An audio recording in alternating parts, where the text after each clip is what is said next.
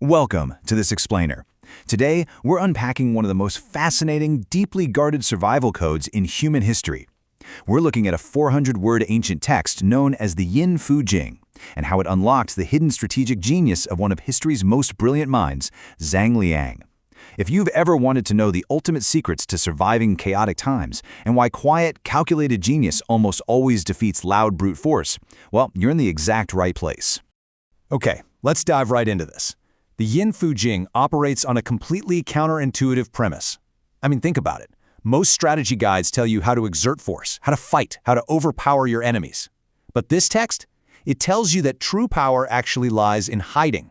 It teaches you how to borrow energy from the world around you, rather than exhausting your own brute force. It's a total paradigm shift. So I want you to ask yourself a pretty serious question right now. Are you the hunter or are you the prey?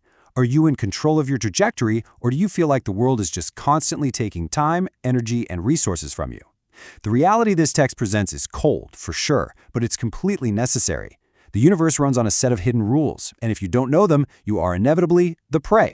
What makes the Yin Fu Jing so legendary is its history. This tiny 400-word text, which you could literally read in under 2 minutes, only really surfaces during times of massive societal upheaval.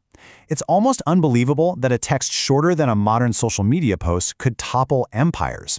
And yet, when systems collapse and old rules completely fail, this tiny manual becomes the ultimate playbook for those rare masterminds who want to rewrite the rules of the game. Let's see how this actually plays out in the real world through our central figure, Zhang Liang. He perfectly embodies the profound transformation required to master this kind of philosophy. You see, he wasn't born a calm, collected, invisible genius, pulling strings from the shadows. No, he had to undergo a massive, painful, cognitive leap to understand how the universe actually works. Just trace his life for a second. He started out as a wealthy noble whose state was completely destroyed. Driven purely by emotional rage, he organized a completely failed assassination attempt on the emperor back in 218 BC. But during his years in hiding after that, he experienced this total cognitive upgrade. By 206 BC, he had transformed from a reckless, emotion-driven avenger tossing bombs into a cold, invisible mastermind for the future Emperor Liu Bang. He finally learned the natural laws. His entire transformation was rooted in this exact ancient principle.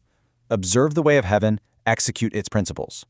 If you translate that into modern strategy, it means you absolutely must find the underlying trends of your era. You have to ride the massive wave of the times, rather than wasting your own energy trying to fight the current. Now, what's really interesting about this is the introduction of a famously ruthless concept from the text called the 5 thieves. The universe basically uses these 5 elements as tools to ruthlessly filter people. They represent incredible opportunities, but they are also incredibly deadly traps.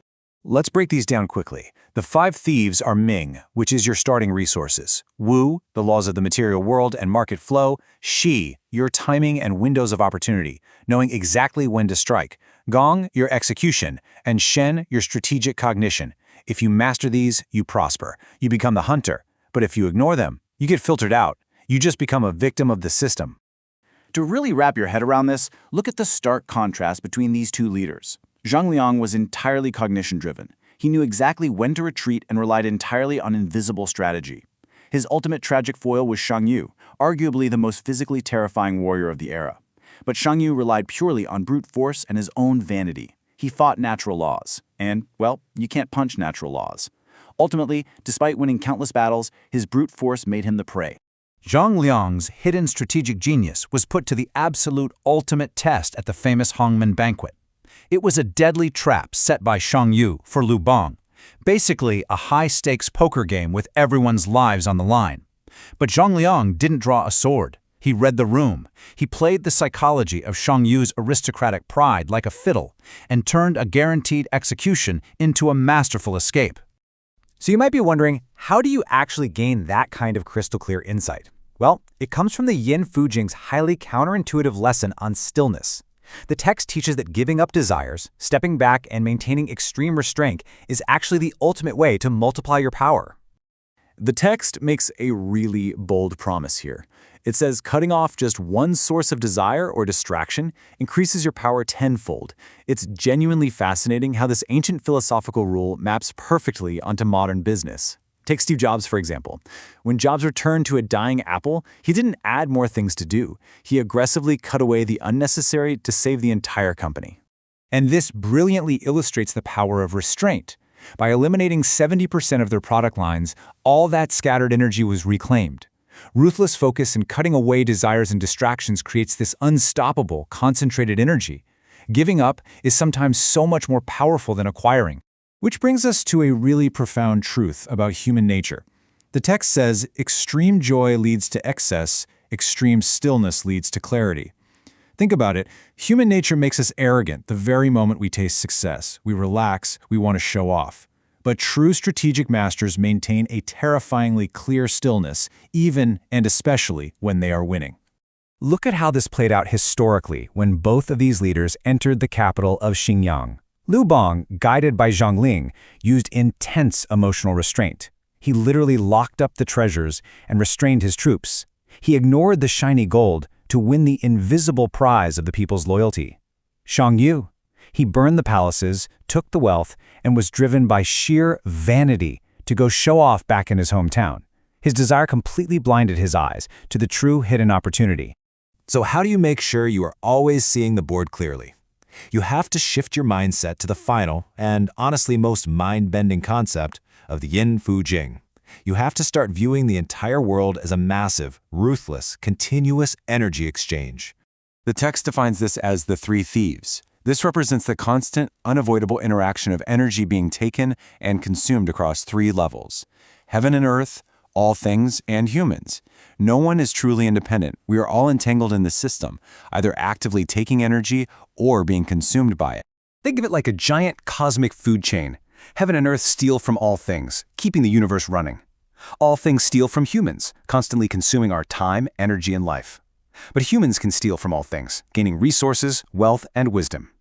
Top-tier strategic players like Shang Liang fundamentally understand this framework.